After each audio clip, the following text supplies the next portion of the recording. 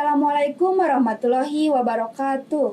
Sampurasun, wilujeng enjing pemirsa, patepang deui sareng simkuring pun Pira Alpina. Anu bakal nyarangan pemirsa sadaya dina acara USA, Urang Sunda Asli. Edisi Senin 15 Februari 2024. Taman Hutan Raya Insinyur Haji Juanda anu paranahna aya di Komplek Tahura, Jalan Insinyur Haji Juanda, Ciburial, Kecamatan Cimenyan, Kabupaten Bandung. Jadi tempat anu matak ngirut kanu resep kana sajarah tur nu resep kana alam. Tahura ieu mangrupa salah sahiji destinasi wisata anu tiasa dijadikeun referensi atawa alternatif dina nying hareupan libur sakola nu sakedeung deui bakal datang.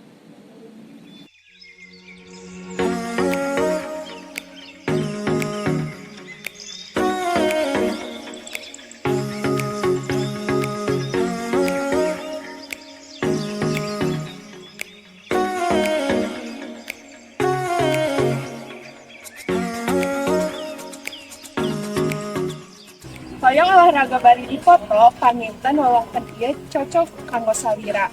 Taman Hutan Raya Haji Juanda. Atanapi anu langkung kakoncara sareng Tahura. Nawiskeun seueur pisan wewengkon anu tiasa didongkapan ku cara mapah. Sanggeus antai panjang di loket, aranjeun bakal ngengingkeun tanda asup mayar sajumlah 17.000. Teras tuturkeun lampah simkuring.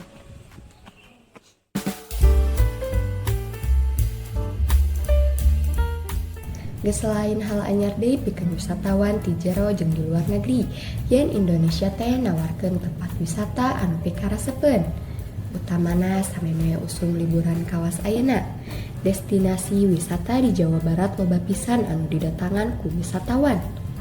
Salah sahijina di Bandung, nyaeta Taman Hutan Raya Haji Juanda atawa anu leuwih dipikawanoh ku Tahura Juanda. Ku cara mayarna 17.000 jang wisatawan lokal jeung 57.000 jang wisatawan asing. Saderek tiasa sumping ka Tahura Juanda. Tempat ieu ngasongkeun pangalaman luar biasa anu legana 528 hektar sareng dina jangkungna 770 meter dugi ka 1.330 meter di luhur permukaan laut. Nalika diwangun nyaeta dina tahun 1865. Ega tempat ieu ngan sakitar 10 hektar. Lajeng taman ieu dilegaan ti wewengkon Dagu Pakar ka Maribaya, Lembang. Aya sababaraha tempat anu tiasa diongkapan. Kahiji Jepang, Wakanda, Karamusa, atanapi aya curug-curugna di Tahura Juanda teh aya dalam langkung 5 curug. Kadang-kadang janganna salah satu.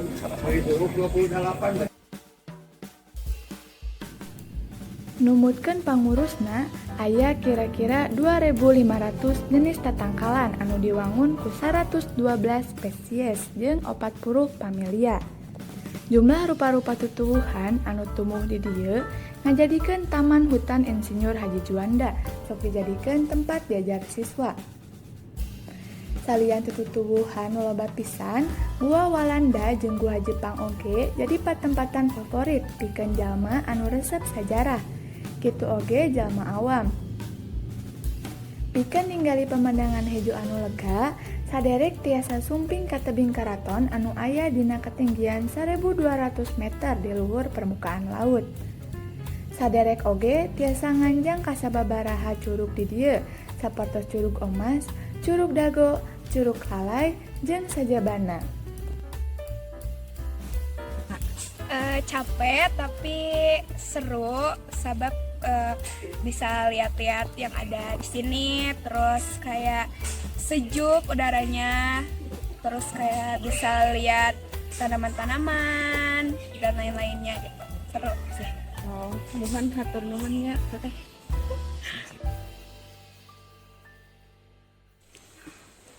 Atas apa miarsa abi capek pisan, abi Putri Diani Fauzia ngalaporkeun. Rupina sakitu warta anu parantos tiasa didugikeun ku simkuring, kapayunan pamirsa sadayana Mugi ieu warta janten mangpaat kanggo sadayana. Wilujeng tepang deui dina acara salajengna. Boboh sapanon, sareng sapakan. Hapunten samodaya kalepatan, simkuring Pira Alpina pamit undur diri, hatur nuhun kana sagala perhatosanana. Wassalamualaikum warahmatullahi wabarakatuh.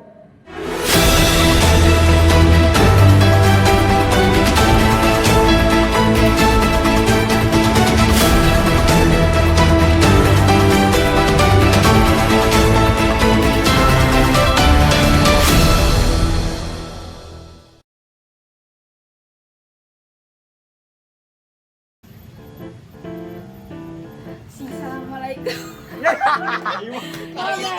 Anu paranahna aya di Komplek Tahura, Jalan Insinyur Haji Juanda, Kecamatan Pasai, Kabupaten. Non pase.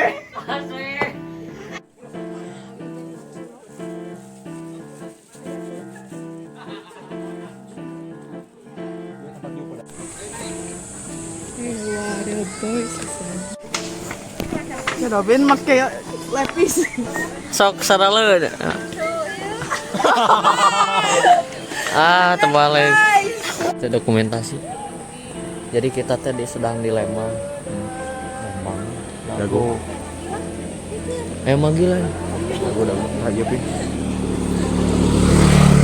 Anjir aya ibu-ibu sih aneh we.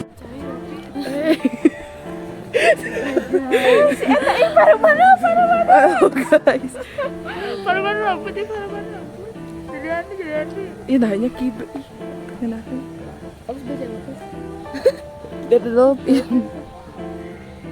Tuh, iya dibawa ke luhur, minggu ke luhur. Lain batu ieu mah emang toke asli cuy.